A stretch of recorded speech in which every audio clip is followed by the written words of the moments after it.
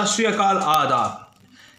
कानूनी पाठशाला में आपका स्वागत है। मैं आपका दोस्त अमन ढल आपको आज ये बताने जा रहा हूँ कि आपकी लीगल राइट्स क्या क्या हैं, आप अपने राइट्स के लिए कैसे आवाज़ उठा सकते हैं। अगर आपके साथ कोई गलत करता है तो आप कहाँ अप्रोच कर सकते हैं। आज मैं आपको एक बहुत ही इम्पॉर्टेंट सेक्शन के बारे में बताना चाहता हूँ जो क्रिमिनल प्रोसीजर कोड के अंदर आता है। उस सेक्शन का नाम है सेक्शन 125 CRPC। ये सेक्शन चैप्टर 9 के अंदर फॉल करता है। ये चैप्टर बताता है कि जो वाइफ हैं, जो बच्चे हैं और जो उनके माता पिता हैं कैसे मेंटेनेंस के लिए कोर्ट से ऑर्डर करा सकते हैं। So this section is basically talks about order for the maintenance of wife, childrens and parents. So इस चैप्टर में आपको बेसिकली पैसे के बारे में बात करना है, बेसिकली मेंटेनेंस के बारे में बात करना है कि कैसे अगर कोई भी इंसान अगर शादी करता है या उसके बच्चे हैं या उसके माता पिता हैं, उनके प्रति उनका क्या रवैया रहना चाहिए रिगार्डिंग द मनी मैटर्स। मतलब ऑब्वियस सी बात है, अगर आपकी एक लीगल और मॉरल ड्यूटी बनती है कि आप अपनी धर्मपत्नी, अपने बच्चों और अपने बुजुर्ग माता पिता का ख्याल रखें। तो ये चैनल आपको ये बताएगा कि सेक्शन 125 CRPC में लेजिस्लेचर ने क्या लिखा है। मतलब पार्लियामेंट ने ये सब सेक्शन बनाया तो अपने माइंड में क्या क्या चीज़ें रखी महिलाओं के प्रति, उनके बुजुर्ग माता पिताओं के प्रति और बच्चों के प्रति। तो मैं आज आपसे अपनी 125 CRPC की सीरीज़ स्टार्ट करने जा रहा हूँ। इसको ध्यान से देखिएगा और इसमें मैं आगे जाके बहुत सारी चीज़ें लेके आऊँगा। सो आज हम 125 CRPC में ये पढ़ेंगे कि 125 CRPC सबसे पहले मेंटेनेंस किसको ऑर्डर करने के लिए बोलता है। आपके कौन कौन से लोग हैं जो मेंटेनेंस के लिए आपसे क्लेम कर सकते हैं। The first is your wife and that is will be a legally वेडेड wife. Wife की परिभाषा तो बहुत है।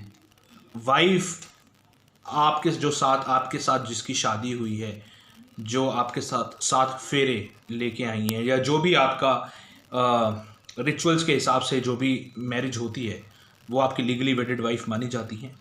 बट इस लीगली वेडेड वाइफ का अगर हम खोल के चलें तो बहुत बड़ा एक्सपेक्ट है। लीगली वेडेड वाइफ वो भी होती हैं जो आपके साथ कई वर्षों से रह रही हैं। मतलब आपकी शादी नहीं हुई है बट आप रह रहे हो इकट्ठे। Can you talk about legal live in relationships also. Legal relationship में भी ऐसा होता है। तो वहाँ पे भी वो वाइफ नहीं है बट वो आपसे क्लेम कर सकती है। समझ आ ही गया होगा आपको जहाँ तक मुझे लगता है। उसके बाद दूसरा लेजिटिमेट और इललेजिटिमेट चाइल्ड की बात कर रहा हूँ मैं। लेजिटिमेट और इललेजिटिमेट चाइल्ड के अंदर दोनों मेंटेनेंस आपसे क्लेम कर सकते हैं। माइनर होने चाहिए, वो बहुत ज़रूरी है। मेजर तो कर नहीं सकते हैं, तो माइनर होना बहुत ज़रूरी है उनके लिए। तीसरी अगर मैं बात करूं, कुछ बच्चे जो मेजर तो हैं बट वो फिजिकल और मेंटल इबनॉर्मल हैं, तो वो आपसे मेंटेनेंस को क्लेम कर सकते हैं। Not being a married daughter, वो आपसे क्लेम नहीं कर सकती हैं, बट माइनर डॉटर ज़रूर याद रखिएगा क्लेम कर सकती है। तीसरा, आपके माता पिता, आपके फादर मदर आपसे मेंटेनेंस क्लेम कर सकते हैं। अब इसके बारे में आगे जानने के लिए मैं आपको यही बताऊंगा कि आप इसकी एप्लीकेशन कहाँ लगाएंगे। वो एप्लीकेशन लगेगी जुडिशियल मजिस्ट्रेट फर्स्ट क्लास के सामने, या दिल्ली जैसे शहर में बात करें या मेट्रो सिटीज़ की बात करें तो वहाँ पे एप्लीकेशन लगेगी मेट्रोपॉलिटन मजिस्ट्रेट्स के सामने। आप एप्लीकेशन लगाइए और कोर्ट उस टाइम के दौरान आपकी एप्लीकेशन के ऊपर हेयरिंग करेगा और बताएगा कि क्या क्या आप बताइए कि मेरे ये खर्चे हैं, इन खर्चों के हिसाब से मुझे पैसा मतलब मेंटेनेंस को ऑर्डर किया जाए। अगर मैं आपसे बात करूं, 2001 के अंदर मेंटेनेंस सिर्फ 500 रुपीज़ तक का ऑर्डर करवाया जा सकता था। But that is 500 rupees. 500 में आपको पता है क्या होता है? कुछ भी नहीं होता है। लेकिन 2001 के बाद कोर्ट थिंक फिट, और कोर्ट चाहे आपको as it thinks deem fit करके आपको पैसे की मेंटेनेंस दे सकता है। तो कोर्ट यहाँ पे देखेगा आपके क्या खर्चे हैं, रीजनेबल खर्चे क्या हैं, उस हिसाब से आपको मेंटेनेंस का ऑर्डर करवा के देगा। और इसी दौरान आपको मेंटेनेंस के दौरान आपको बीच में अगर प्रोसीडिंग्स चल रही है तो एंट्री मेंटेनेंस का ऑर्डर भी कोर्ट कर सकता है और कोर्ट को 60 डेज के अंदर ये हेयरिंग को ख़त्म करना होगा। ये आपका सेक्शन 125(1) CRPC कहता है।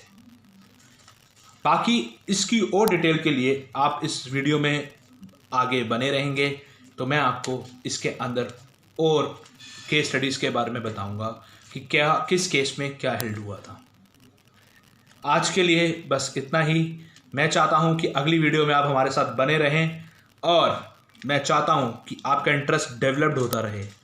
उसके लिए आपको मेरा चैनल सब्सक्राइब करना पड़ेगा जो है कानूनी पाठशाला। जाके सब्सक्राइब कीजिए, वीडियो पसंद आए तो लाइक कीजिए, अपने दोस्तों के साथ शेयर कीजिए। बाकी उनके लिए मैं खड़ा हूँ।